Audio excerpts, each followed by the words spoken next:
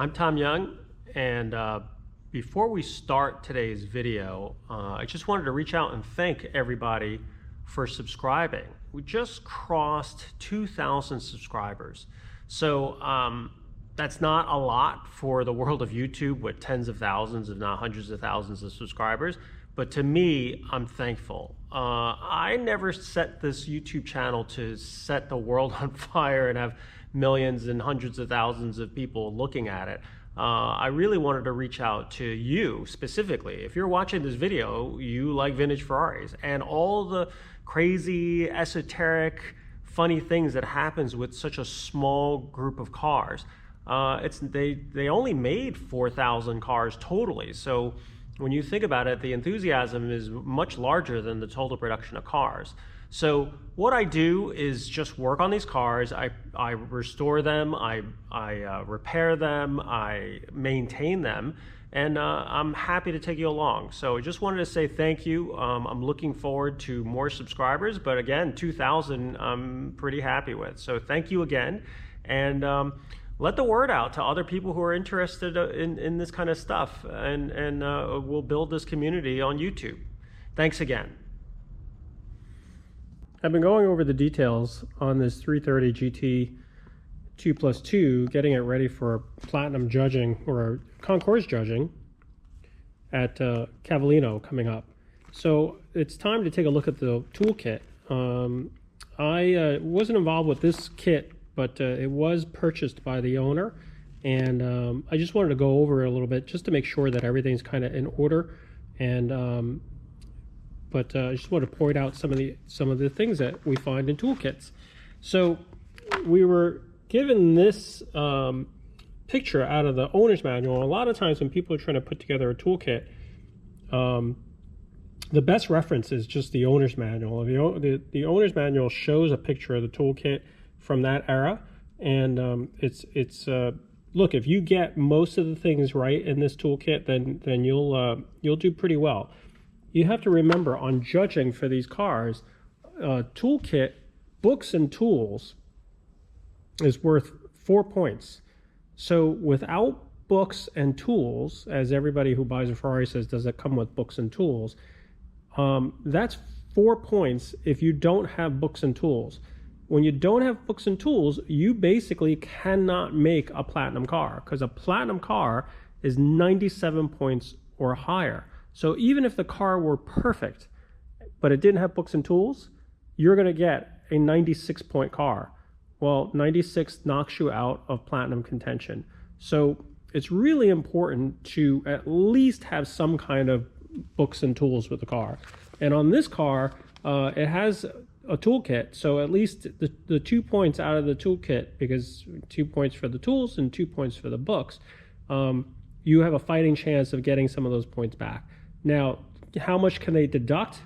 I think with concours judging, they'll do half-point deductions. So you basically have 4 things that can be wrong in a toolkit, and they could take it out. I don't necessarily think that you'll get 0 points if you have so many things. The fact that you have a toolkit, if they take a point or half a point, you'll still get something for it, at least to show. So it definitely helps to have a toolkit.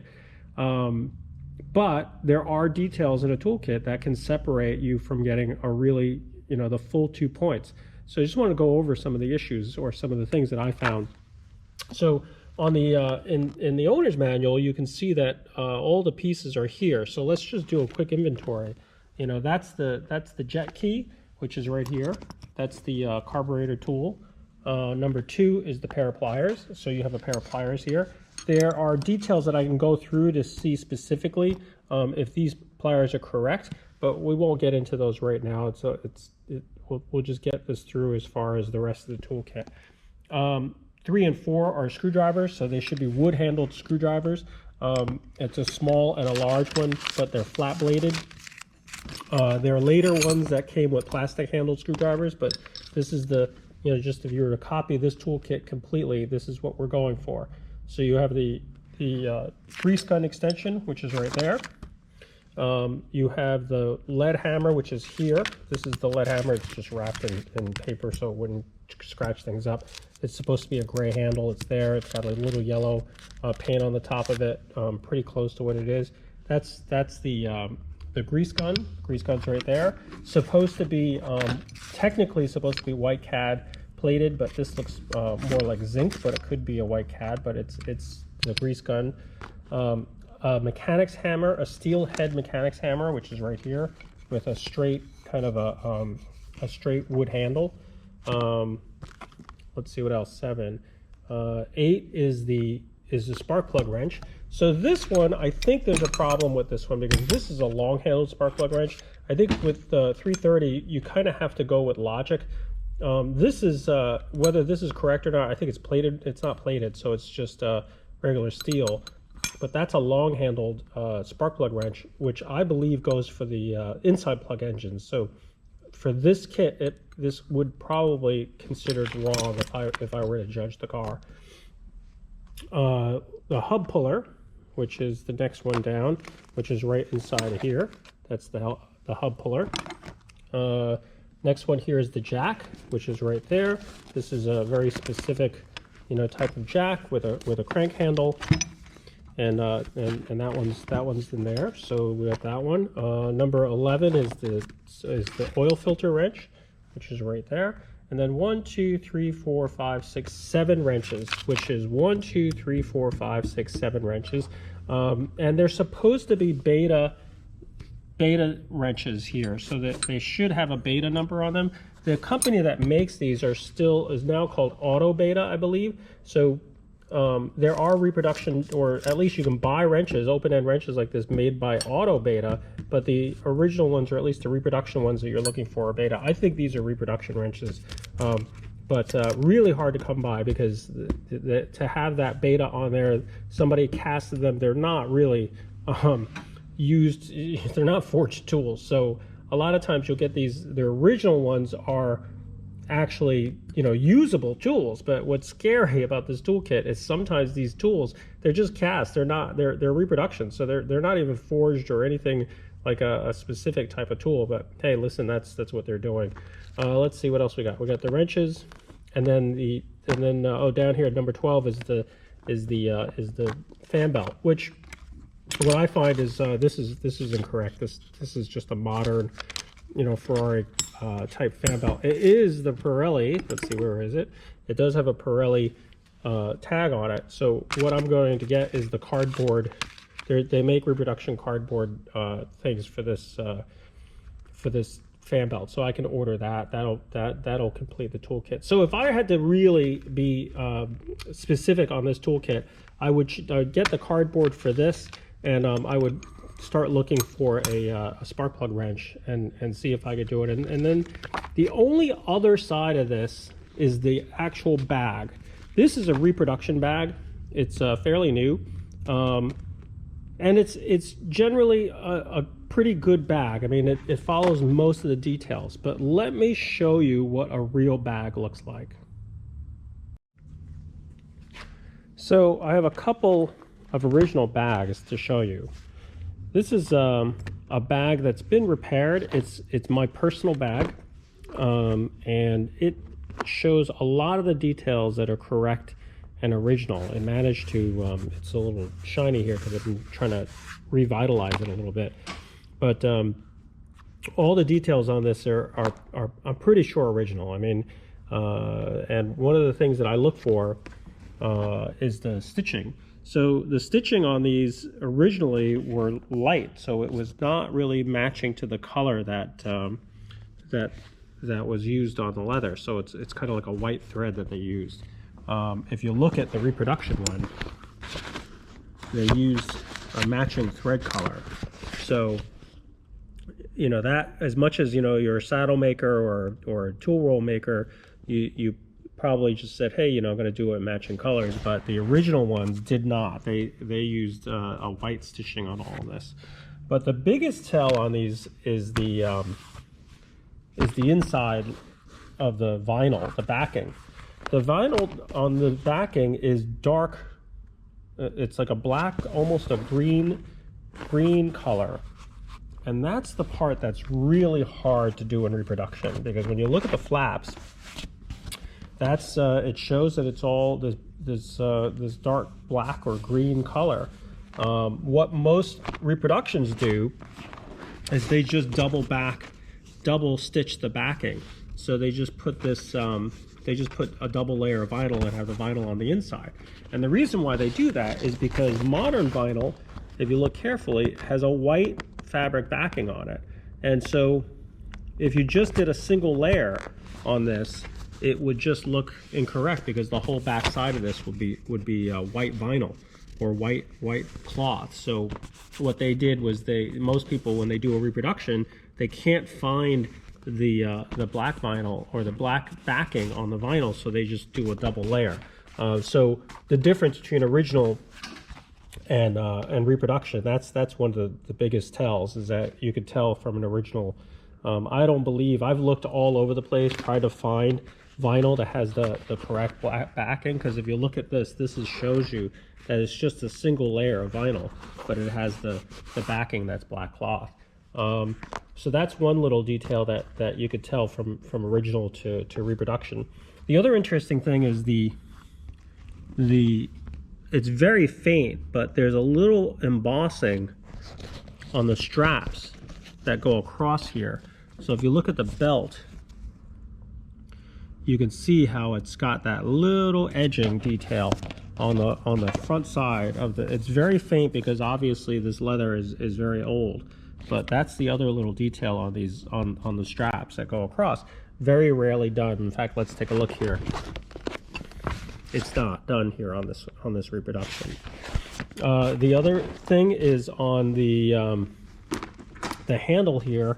It's secured with these rivets. I know that some of these I've had replaced on this bag in particular, but I think these are the original ones, so I tried very hard to match them to the original ones. They might not, the heads might be slightly different, but again, look at the embossing on the strap. So that's another thing that just separates the originals. And when you look at the original here, or the reproduction, it's just got a regular flat leather. So you know, it's funny.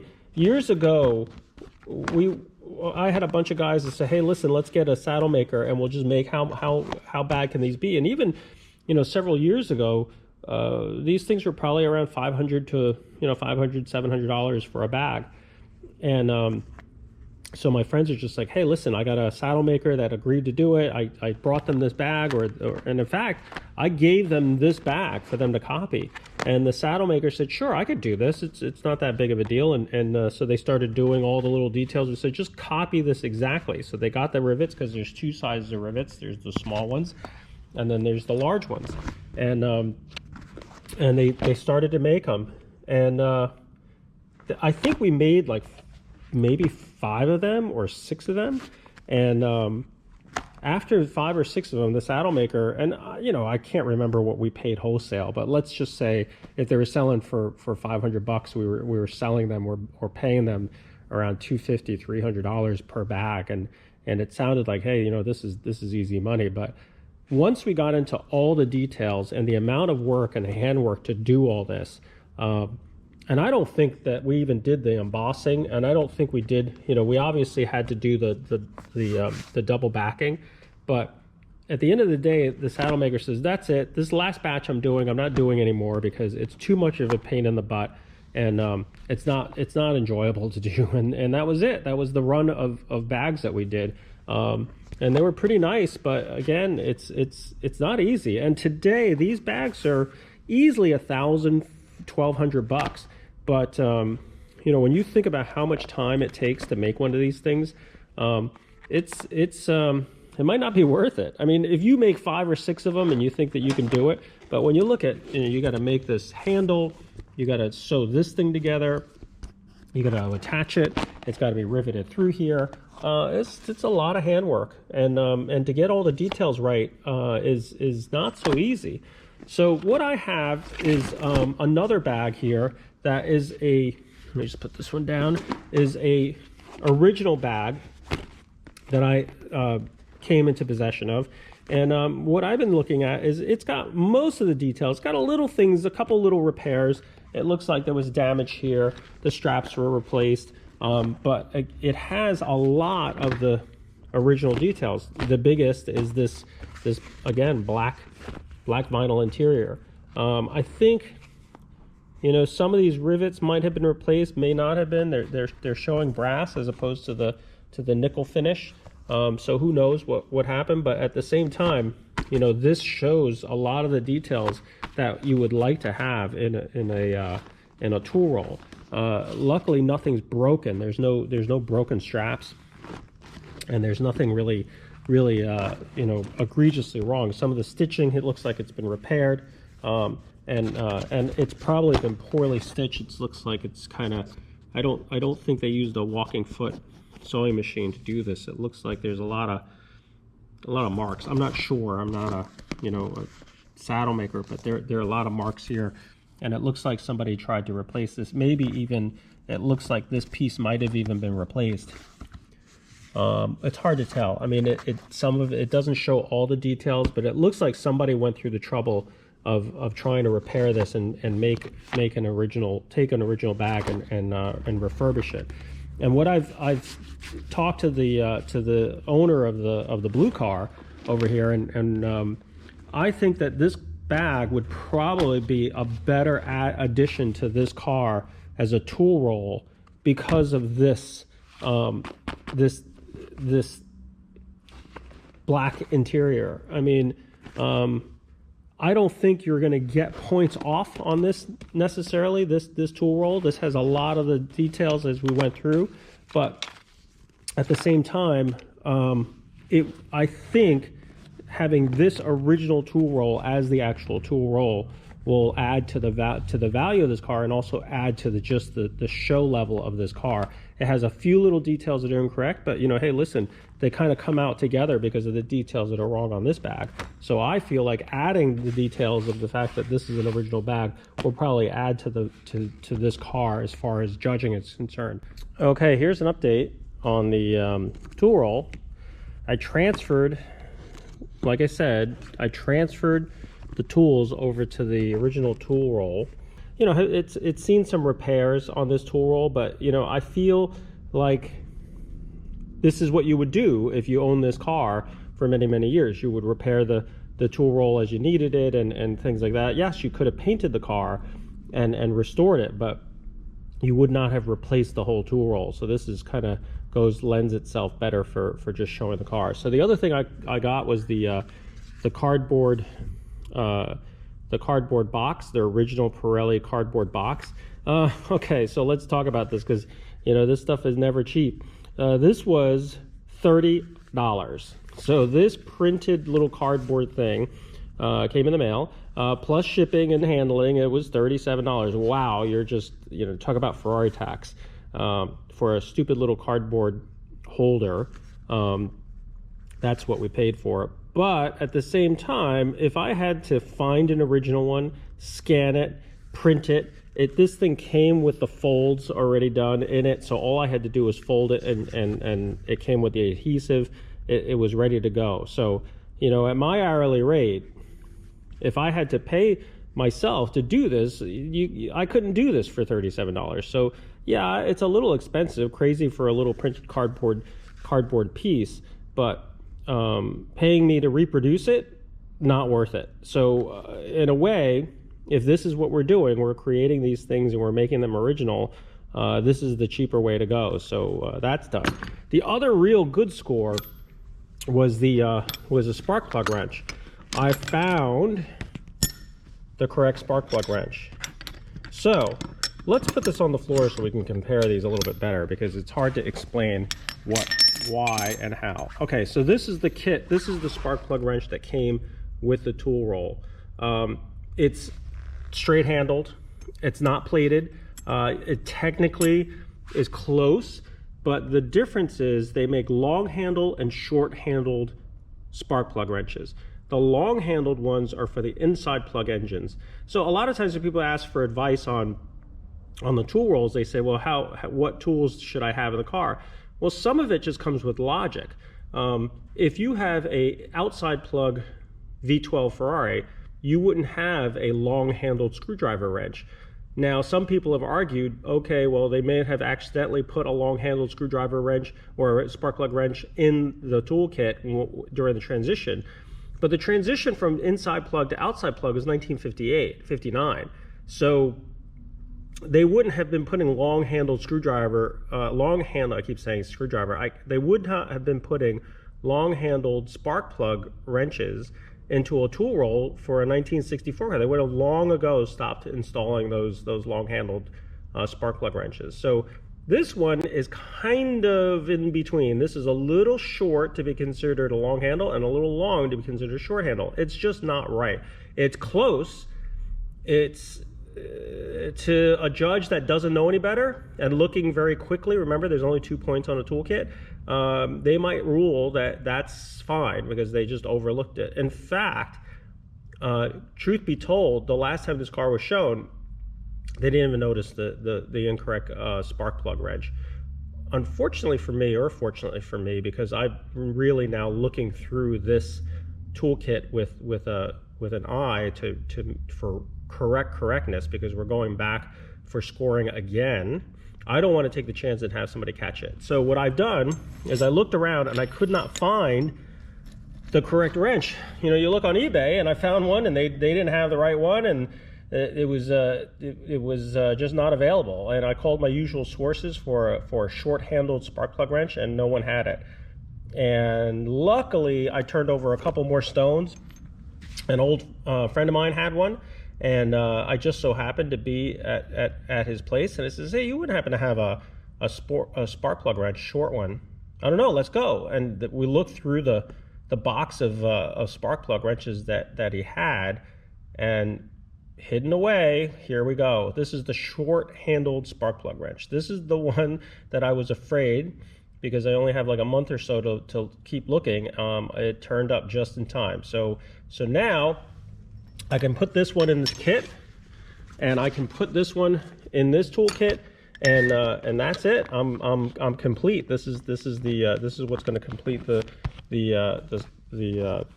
toolkit. So as far as I can see, I think I have a show-ready toolkit.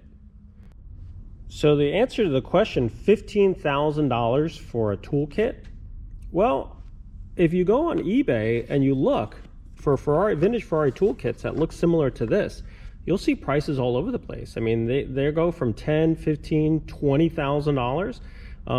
It all depends. I mean, they can ask whatever they want, but it's also what the market will bear.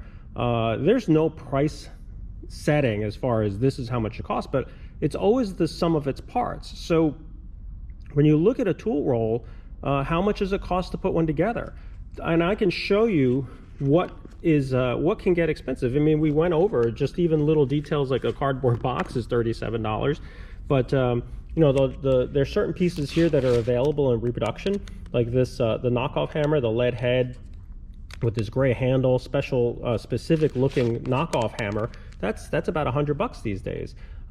There are reproduction pieces that are available. Like I said, the hammer's available, the oil filter wrench is available. I believe the grease gun is available.